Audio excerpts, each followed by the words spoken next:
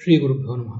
ಭಾಗವತದ 2ನೇ ಸ್ಕಂದದ 7ನೇ ಅಧ್ಯಾಯದಲ್ಲಿ ರಾಮನ ಮತ್ತು ಕೃಷ್ಣನ ಅವತಾರಗಳ ಕುರಿತು ನಾವು ನೋಡ್ತಾ ಇದ್ದೀವಿ.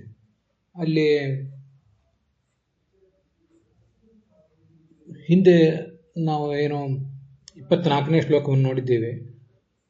ಅದರ ಕುರಿತಾಗಿ ಮತ್ತು ಅದರ ಮುಂದಿನ ಶ್ಲೋಕದ ಕುರಿತಾಗಿ ಬಿಟ್ಟು ಹೋದಂತಹ ಒಂದೆರಡು ಅಂಶಗಳ ಕುರಿತು ಗಮನ ಹರಿಸೋಣ. ಅದಾದ ಬಳಿಕ ಇವತ್ತಿನ ಶ್ಲೋಕವನ್ನು ನಮಗೆ ನೋಡ್ಲಿಕ್ಕೆ ಸಾಧ್ಯ ಆಗ್ತದೆ. ಅಲ್ಲಿ ದೂರೇ ಸುಹೃತ್ ಅಂತಿದೆ. ದೂರೇ ಸುಹೃತ್ ಅಂದರೆ ದೂರದಲ್ಲಿರುವಂತಹ ಸುಹೃತ್ ಅಂದರೆ ಬಾಳ ಗೆಳತಿ ಭಗವಂತನಿಗೆ. ಅವಳು ಲಕ್ಷ್ಮೀದೇವಿ, ಸೀತೆ. ತಸ್ಯಮೇ ಮಿತ್ರಂ ತಸ್ಯಮೇ ಅನ್ನಂ ಮಿತ್ರಂ ದಕ್ಷಿಣಂ ಅಂತ ಭಗವದ್ಗೀತೆ ಅಂತ ಐತರೇಯ ಉಪನಿಷತ್ತಿನಲ್ಲಿ ಹೇಳ್ತಾನೆ ಭಗವಂತ. ಆದ್ದರಿಂದ ಅವನೇ ತನ್ನ ಗೆಳತಿ ಅಂತ ಹೇಳಿಕೊಂಡಿರುವುದು ಈ ಲಕ್ಷ್ಮಿಯನ್ನ, ಅವಳ ಕುರಿತಾದ ವರ್ಣನ. ಹೀಗೆ ದೂರದಲ್ಲೂ ಇರುವ ತನ್ನ ಗೆಳತಿಯನ್ನು ಕಳೆದುಕೊಂಡಿರುವ ಅಂತ ಶಬ್ದಾರ್ಥ. ಮತ್ತೆ ಮಥಿತ ರೋಷ ಸುಶೋಷ ದೃಷ್ಟಿಯ ಅಂತ ಅಲ್ಲೊಂದು ಶಬ್ದ ಇದೆ. ಅದಕ್ಕೆ ಆ ರಾಮನಿಗೆ ಕೋಪ ಬಂದಿತ್ತು. ಆ ಕೋಪವೆಂಬುದೊಂದು ಅಗ್ನಿ ಅಂತ ಹೀಗೆ ಬಂದಿದೆ.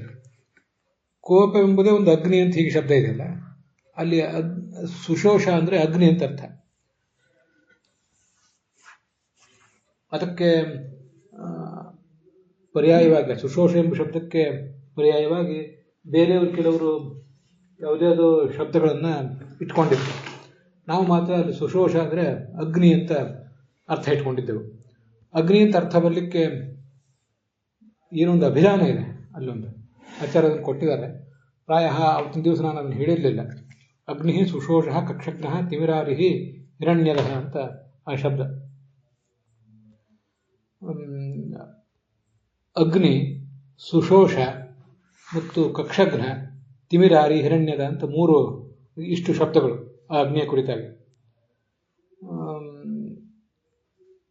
ಅಗ್ನಿ ಅಂತ ಅನ್ನೋದು ಗೊತ್ತಿದೆ, ಚಲನರಹಿತವಾದ ವಸ್ತುವಿಗೆ ಚಲನ ಕೊಡುವಂಥದ್ದು ಅಂತ.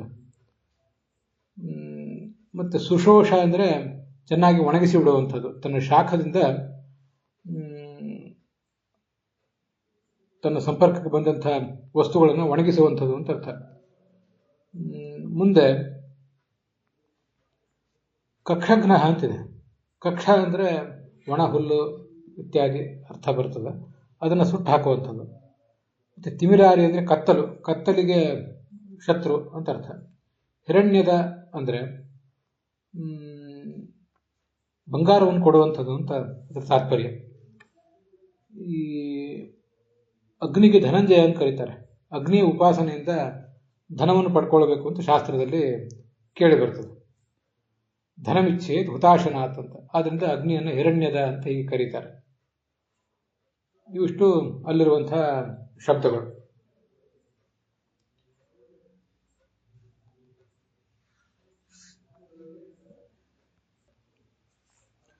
ಬೇರೆಯವರ ವ್ಯಾಖ್ಯಾನದಲ್ಲಿ ಈ ಸುಶೋಷ ದೃಷ್ಟಿ ಅಂತಿಲ್ಲ, ಹೊರತು ಸುಷೋಣ ದೃಷ್ಟಿ ಅಂತ, ಕೆಂಪಾದ ಕಣ್ಣುಳ್ಳವನು ಅಂತ ಹೀಗೆ ಅವ್ರದ್ದು ವ್ಯಾಖ್ಯಾನ ಇದೆ. ಅವರಿಗೆ ಸಿಕ್ಕಿರುವ ಪಾಠಕ್ಕನುಸಾರವಾಗಿ ಅವರು ವ್ಯಾಖ್ಯಾನ ಮಾಡಿದ್ದಾರೆ. ಆ ವ್ಯಾಖ್ಯಾನ ಸುಂದರವೇ ಆಗಿದೆ, ಅದರಲ್ಲೇನು ತಪ್ಪಿಲ್ಲ. ಅವರ ದೃಷ್ಟಿಯಲ್ಲಿ ಸುಷೋಣ ಕೆಂಪಾದ ದೃಷ್ಟಿಯ ಕಣ್ಣುಳ್ಳವನು ಅಂತ ಕಣ್ಣಿನ ಮೂಲಕ ಅಂತ. ನಮ್ಮ ವ್ಯಾಖ್ಯಾನದಲ್ಲಿ ದೂರೇ ಸುಹೃತ್ ಅನ್ನೋದು ಒಂದು ಪ್ರತ್ಯೇಕ ಪದ. ಅವರ ವ್ಯಾಖ್ಯಾನದಲ್ಲಿ ದೂರೇ ಸುಹೃನ್ ಮಥಿತ ಸುಶೋಷ ರೋಷ ಸುಷೋಣ ದೃಷ್ಟಿಯ ಅಂತ. ದೂರೇ ಸುಹೃತ್ ಅನ್ನೋದು ದೂರದಲ್ಲಿರುವ ಸುಹೃತ್ ಅಂದರೆ ಲಕ್ಷ್ಮೀದೇವಿ, ಸೀತೆ. ಅವಳ ಕಾರಣದಿಂದಾಗಿ ಸೀತೆಗಾಗಿ ಒದಗಿ ಬಂದ ದುರವಸ್ಥೆಗೆ ಇವನು ಮರುಗಿ ಇವನ ರೋಷ ಉಕ್ಕಿತು, ಆದ್ದರಿಂದ ಕಣ್ಣು ಕೆಂಪಾಯಿತು ಅಂತ ಕೆಂಪಾದ ಕಣ್ಣಿನಿಂದ ಅಂತ ಅರ್ಥ.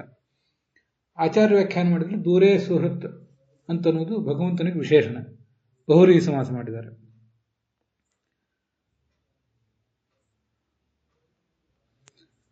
ಮತ್ತೆ ಸುಶೋಷ ದೃಷ್ಟಿಯ ಅಂದರೆ ಅಂಥ ಅಗ್ನಿಗೆ ಸಮಾನವಾದ ದೃಷ್ಟಿಯಿಂದ, ಅಗ್ನಿ ದೃಷ್ಟಿಯಿಂದ, ಕೆಂಗಣ್ಣಿನಿಂದ ಅಂತ ಇಷ್ಟ ಅರ್ಥ ಆಗ್ತದೆ. ಅದರ ಮುಂದೆ ಉಲೂಪಿಕಾ ಅಂತ ಒಂದು ಶಬ್ದ ಬಂದಿತ್ತು. ಅದರ ಬಗ್ಗೆನೂ ಕಳೆದ ದಿವಸ ನಾನು ಸ್ವಲ್ಪ ಗಮನ ಹರಿಸಿದ್ದೆ. ಉಲೂಪಿಕಾ ಅನ್ನೋದ್ರ ಬಗ್ಗೆ ನಾವು ಅರ್ಥ ನೋಡಿದ್ದೇವೆ. ಆದರೆ ಅದಕ್ಕೆ ಬಗ್ಗೆ ಗೋವಿಂದಾಚಾರ್ಯರು ತಾವು ಸಂಪಾದನೆ ಮಾಡಿದ ಭಾಗವತ ತಾತ್ಪರ್ಯ ಪುಸ್ತಕದಲ್ಲಿ ಒಂದು ಅಭಿಪ್ರಾಯ ಹೇಳಿದ್ದಾರೆ, ಬೇರೆಯವರ ಅಭಿಪ್ರಾಯವನ್ನು ಅನುವಾದ ಮಾಡಿದ್ದಾರೆ. ತಮ್ಮ ಪಾಠದಲ್ಲಿ ಬೇರೊಂದು ಅಭಿಪ್ರಾಯ ಹೊರಹಾಕಿದ್ದಾರೆ. ಅದನ್ನು ನೋಡ್ಬೇಕೀಗ. ನಾನು ಈಗಾಗಲೇ ಹೇಳಿದಂತೆ ಬಂಗಾಳದಲ್ಲಿ ಇರುವ ಒಂದು ಕಥೆಯಂತೆ ಪೂತನ ಗೂಬೆಯ ರೂಪದಿಂದ ಅಥವಾ ಪಕ್ಷಿ ರೂಪದಿಂದ ನಂದಗೋಕುಲಕ್ಕೆ ಬಂದಳು. ಅಲ್ಲಿಂದ ಸ್ತ್ರೀ ರೂಪದಲ್ಲಿ ಆ ನಂದನ ಮನೆಯನ್ನು ಹೊಕ್ಕಳು ಅಂತ ಅಲ್ಲಿ ಕಥೆ ಇರೋದನ್ನು ಅವರು ಕೋಟ್ ಮಾಡಿದ್ದಾರೆ. ಆದರೆ ನಾನು ಹೇಳಿದಂತೆಯೇ ಆ ಕಥೆಗೆ ಹೆಚ್ಚೇನು ಆಧಾರ ಇಲ್ಲ. ಖೇಚರಿ ಅಂತ 11ನೇ ಸ್ಕಂದದಲ್ಲಿ ಬರುವ ಒಂದು ಶಬ್ದ, ಇಲ್ಲಿ ಬರುವ ಉಲೂಪಿಕಾ ಅಂತ ಒಂದು ಶಬ್ದ ಬಿಟ್ಟರೆ ಅದಕ್ಕೆ ಹೆಚ್ಚಿನ ಆಧಾರಗಳೇನು ಕಾಣಿಸೋದಿಲ್ಲ. ಅದರಿಂದ ಅವಳು ಪಕ್ಷಿ ರೂಪದಿಂದ ಬಂದಳು ಅನ್ನೋದ್ರ ಬಗ್ಗೆ ನಮಗೆ ಹೆಚ್ಚು ಭರವಸೆ ತಾಳಲಿಕ್ಕೆ ಸಾಧ್ಯ ಆಗೋದಿಲ್ಲ. ಇನ್ನು ಅವರು ತಾವು ಸಂಪಾದನೆ ಮಾಡಿದ ಪುಸ್ತಕದಲ್ಲಿ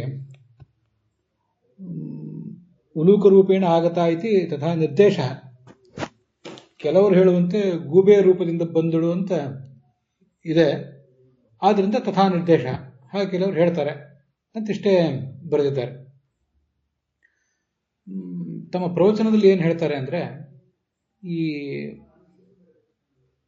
ಶಿಶುಮಾರ ಅಂತ ಚಿಕ್ಕ ಮಕ್ಕಳನ್ನು ಕೊಲ್ಲುವಂಥ ಒಂದು ಮೀನು ಅಂತ ಹೇಳ್ತಾರೆ ಅವರು. ಆ ಮೀನಿಗೆ ಉಲೂಪಿಕಾ ಅಂತ ಹೆಸರಿದೆ ಸಂಸ್ಕೃತದಲ್ಲಿ. ಹೀಗೆ ಪೂತನೆಯನ್ನ ಶಿಶುಮಾರ ಎಂಬ ಶಬ್ದದಿಂದ ಹೇಳದೆ ಹೋದ್ರು ಕೂಡ ಉಲೂಪಿಕಾ ಎಂಬ ಶಬ್ದದಿಂದ ಹೇಳಿದ್ದಾರೆ. ಚಿಕ್ಕ ಮಕ್ಕಳನ್ನು ಕೊಲ್ಲಿಕ್ಕಾಗಿ ಬಾಲಘಾತಿನಿಯಾಗಿ ಬಂದವಳು ಅವಳು. ಬಾಲಘಾತಿನಿಯಾಗಿ ಬಂದಂತಹ ಅವಳನ್ನು ಬಾಲಕನೇ ಆದಂತಹ ಈ ಭಗವಂತ ಕೊಂದು ಹಾಕಿದ ಅಂತ ಇಷ್ಟು ಅರ್ಥ ಹೇಳ್ತಾರೆ. ಮತ್ತು ಉಲೂಪಿಕಾ ಅಂತ ಅನ್ನೋದಕ್ಕೆ ಇನ್ನೊಂದು ಅರ್ಥವೂ ಕೂಡ ಅವ್ರು ಹೇಳ್ತಾರೆ. ಈ ರ ಮತ್ತು ಲ ಎರಡೂ ಕೂಡ ಅಭಿನ್ನ ಅಂತ ಸಾಮಾನ್ಯವಾಗಿ ಶಾಸ್ತ್ರದಲ್ಲಿ ವ್ಯವಹಾರ ಮಾಡ್ತಿರ್ತಾರೆ. ಹಾಗಾಗಿ ಉಲೂಪಿಕಾ ಅಂದರೆ ಉರೂಪಿಕಾ ಅಂತ ಅರ್ಥ. ಸುಂದರವಾದ ರೂಪವುಳ್ಳವರು. ಹೂ ಅಂದರೆ ಉತ್ಕೃಷ್ಟ, ರೂಪ ಅಂದರೆ ರೂಪವುಳ್ಳವಳು.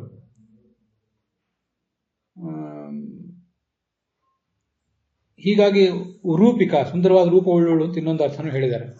ಆದರೆ ಅಲ್ಲಿ ಸಮಸ್ಯೆ ಏನು? ಈ ಶಿಶುಮಾರ ಅಂತ ಒಂದಿದೆ. ಆ ಶಿಶುಮಾರ ಅಂತ ಅನ್ನೋದಕ್ಕೆ ಕೋಶದಲ್ಲಿ ತೆಗೆದು ನೋಡಿದರೆ ಈ ಒಂದು ಘಾತಕವಾದಂಥ ಮೊಸಳೆ ಮೊದಲಾದದ್ದು, ಜಲಜಂತು ವಿಶೇಷ, ಮಕರ ಅಂತ ಹೀಗೆಲ್ಲ ಅರ್ಥ ಹೇಳ್ತಾರೆ.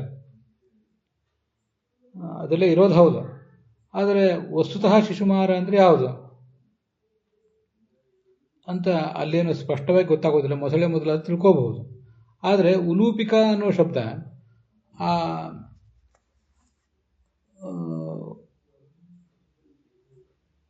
ಶಿಶುಮಾರ ಅನ್ನೋದಕ್ಕೆ ಪರ್ಯಾಯವಾಗಿ ಕೋಶದಲ್ಲಿ ಇಲ್ಲೂ ಕಾಣಿಸ್ತಿಲ್ಲ. ಅದು ಕಾಣಿಸದೇ ಇರೋದ್ರಿಂದ ನಮಗೆ ಅದು ಮತ್ತಷ್ಟು ತೊಂದರೆ ಆಗ್ತದೆ. ಹಾಗಾಗಿ ಎಲ್ಲಿಯಾದರೂ ಯಾವುದಾದ್ರು ಒಂದು ಕೋಶದಲ್ಲಿ ಆಚಾರ್ಯರು ಇದನ್ನು ಹೇಳ್ಬೋದಿತ್ತು, ಅವರು ಹೇಳಲಿಲ್ಲ. ಹಾಗೆಲ್ಲಾದರೂ ಆಚಾರ್ಯ ಹೇಳಿದ್ದಿದ್ರೆ ಸಂಶಯವೂ ಬರ್ತಿರ್ಲಿಲ್ಲ. ಆಚಾರ್ಯ ಹೇಳಲಿಲ್ಲ ಅಂದಮೇಲೆ ಹಾಗಾದರೆ ಬೇರೆ ಯಾವುದಾದ್ರು ಕೋಶದ ಆಧಾರವನ್ನಾದರೂ ತೋರಿಸ್ಬೇಕಾಗಿತ್ತು ಗೋವಿಂದಾಚಾರ್ಯ. ಅದನ್ನೂ ತೋರಿಸಲಿಲ್ಲ ಅವರು. ಆದ್ದರಿಂದ ಶಿಶುಮಾರ ಅನ್ನುವುದೊಂದು ಮಕ್ಕಳನ್ನು ತಿನ್ನುವ ಮೀನು,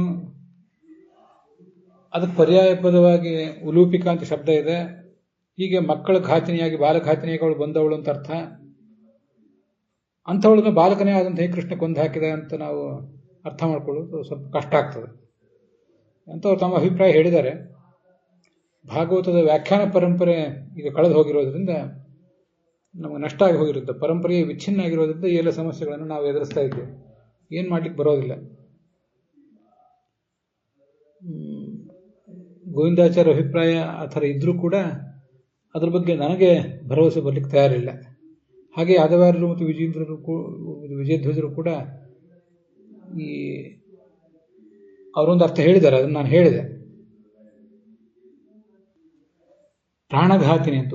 ಹೂ ಅಂದರೆ ಪ್ರಾಣ, ಪ್ರಾಣವನ್ನು ಪರಿಹಾರ ತೆಗೆದುಹಾಕುವವಳು, ಚಿಕ್ಕ ಮಕ್ಕಳಿಗೆ ಘಾತಕಳಾದವಳು. ಚಿಕ್ಕ ಮಕ್ಕಳು ಅಂತ ಅಲ್ಲೇನು ಬರೋದಿಲ್ಲ, ಅಂತೂ ಪ್ರಾಣವನ್ನು ಕಸಿಯುವವಳು ಅನ್ನೋ ಅರ್ಥ ಉಲೂಪಿಕ ಅನ್ನೋ ಶಬ್ದದಿಂದ ಬರ್ತದೆ ಅಂತ ಅವ್ರು ಹೇಳಿದ್ದಾರೆ. ಯಾಕೋ ಅದ್ರ ಬಗ್ಗೆ ನಂಗೆ ಅಷ್ಟು ಸಮಾಧಾನ ಕಾಣಲಿಲ್ಲ. ಮತ್ತೇನಾದ್ರೂ ಅರ್ಥ ಇರಬಹುದು, ಅಥವಾ ಉಲೂಪಿಕ ಅನ್ನೋದು ಅವಳ ಹೆಸರಿದ್ದಿರಬಹುದು. ಅದು ನನಗೆ ಹೆಚ್ಚು ಮುಖ್ಯವಾಗಿ ಇವತ್ತಿಗೂ ಕೂಡ ಮನಸ್ಸಿನಲ್ಲಿ ಉಳಿದಿದೆ. ಉಲೂಪಿ ಅಂತ ಅರ್ಜುನನ ಪತ್ನಿ ಇರೋದು ನಮಗೆಲ್ಲ ಗೊತ್ತಿದ್ದೇವೆ. ಹಾಗೆ ಇವಳಿಗೂ ಕೂಡ ಉಲೂಪಿಕಾ ಅಂತ ಹೆಸರಿದ್ರೆ ಅದು ಆಶ್ಚರ್ಯವೇನಲ್ಲ. ಶಬ್ದಕಲ್ಪದ್ರುಮ ಕೋಶದಲ್ಲಿ ಊ ಅಂದ್ರೆ ಉತ್ಕೃಷ್ಟವಾದ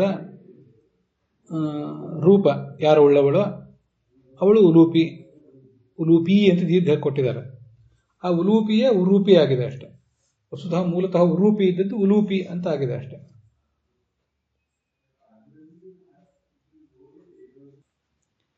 ಕೋಶಗಳನ್ನು ಬಹಳವಾಗಿ ಅನ್ವೇಷಣೆ ಮಾಡಿದಾಗ ಗೋವಿಂದಾಚಾರ್ಯ ಹೇಳಿದ್ದಕ್ಕೆ ಒಂದು ಆಧಾರ ನನಗೆ ಕಾಣಲಿಲ್ಲ ಅಂತ ಹೇಳಿದೆ.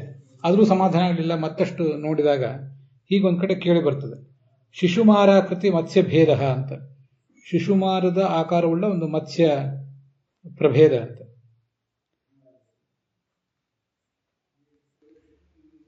ಶಿಶುಮಾರಾಕೃತಿ ಮತ್ಸ್ಯಭೇದ ಅಂತ ಬಂತಲ್ಲ ಇದು ಶಬ್ದಕಲ್ಪದ್ರುಮದಲ್ಲಿ.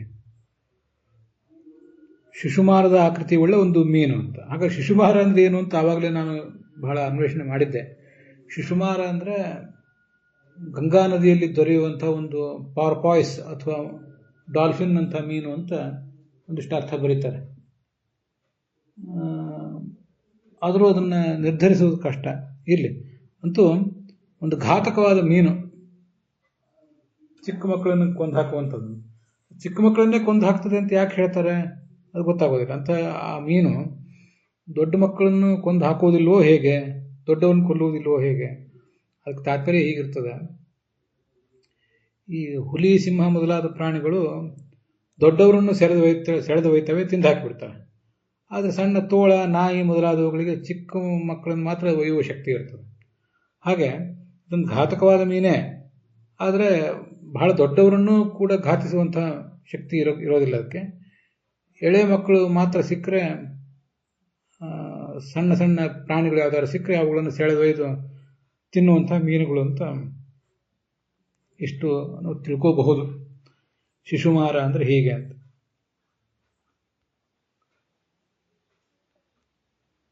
ಅಂಥದ್ದು ಯಾವುದೋ ಒಂದು ಮೀನು, ಆ ಮೀನಿನ ಆಕಾರದಲ್ಲಿರುವಂತಹ ಒಂದು ಮತ್ಸ್ಯ, ಶಿಶುಮಾರದ ಆಕಾರದಲ್ಲಿರುವ ಒಂದು ಮತ್ಸ್ಯ. ಆ ಮತ್ಸ್ಯವನ್ನ ಉಲೂಪಿ ಅಂತ ಹೇಗೆ ಹೇಳ್ತಾರೆ. ಅಂತೂ ಬಾಲಘಾತಿನಿ ಅಂತ ಗೋವಿಂದಾಚಾರ್ಯ ಹೇಳಿದ್ದೇನಿದೆ, ಆ ದೃಷ್ಟಿಯಿಂದ ಅದು ಒಂದಿಷ್ಟು ಸರಿ ಹೊಂದುತ್ತದೆ. ಇಷ್ಟಾದರೂ ಕೂಡ ಅದೊಂದು ಅವಳಿಗೆ ಹೆಸರಿದ್ದಿರಬಹುದೇನೋ ಅಂತ ನನಗೆ ಅನುಮಾನ ಇದೆ. ಅವಳ ಸ್ವಭಾವವನ್ನು ಗಮನಿಸಿ ಅವಳಿಗೆ ಜನ ಹಾಗೆ ಹೆಸರೇ ಇಟ್ಟಿದ್ರೇನೋ.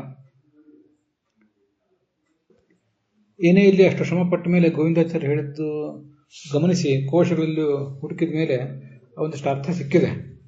ನನಗದು ಸಮಾಧಾನ ಆಗದೆ ಹೋದರೂ ಕೂಡ ಉಳಿದ ವಿದ್ವಾಂಸರು ಇತ್ಯಾದಿಗಳಿಗೆ ಅವರಿಗೊಂದು ಅದೊಂದು ಮಾರ್ಗದರ್ಶನ ಆಗಬಹುದು.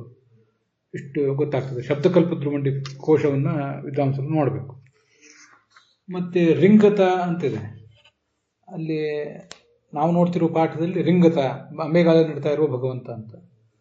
ಗೋವಿಂದಾಚಾರ್ಯ ಹೇಳಿದ್ದು ರಿಂಗತ ಅಲ್ಲ, ಅದು ರಂಗತ ಅಂತ ಆಗಬೇಕು ಅಂತ. ಅವರು ತಮ್ಮ ಸಂಪಾದಿತವಾದ ಭಾಗವತದಲ್ಲಿ ಹಾಗೆ ಹೇಳಿದ್ದಾರೆ. ಆದರೆ ಅವರ ಪಾಠದಲ್ಲಿ ರಿಂಗತ ರಂಗತ ಎರಡೂ ಒಂದೇ, ಅಂಬೆಗಾಲಿಡ್ತಾ ಹೋಗುವಂಥ ಭಗವಂತ ಅಂತ ಅರ್ಥ ಹೇಳಿದ್ದಾರೆ. ಆದ್ದರಿಂದ ರಿಂಗತ ಅಂತಿದ್ರು ಪಾಠ ಏನು ಬಹಳ ಅಪಪಾಠ ಏನಲ್ಲ, ಆಚಾರದ ಬಗ್ಗೆ ಏನು ಹೇಳಲಿಲ್ಲ. ಅದರಿಂದ ರಿಂಗತ, ರಿಂಗಣ, ರಂಗಣ, ರಿಂಗನ್, ರಂಗನ್ ಶತ್ರುಪ್ರತ್ಯಾಂತ ಶಬ್ದ, ಅದರ ತೃತೀಯ ವಿಭಕ್ತಿ ಏಕವಚನ ಇದು. ಎರಡೂ ನಮಗೆ ಸ್ವೀಕಾರಕ್ಕೆ ಯೋಗ್ಯ ಆಗ್ತವೆ. ಅದೇನು ನಾವು ಬಹಳ ಗಮನಿಸಬೇಕಾದ್ದಿಲ್ಲ. ಇಷ್ಟು ನನ್ನ ಅನ್ವೇಷಣೆಯಿಂದ ತಿಳಿದು ಬಂದಿದೆ. ಅದರೊಂದಿಗೆ ಇವತ್ತಿನ ಈ ಭಾಗ ಸಮಾಪ್ತ ಆಗಿದೆ.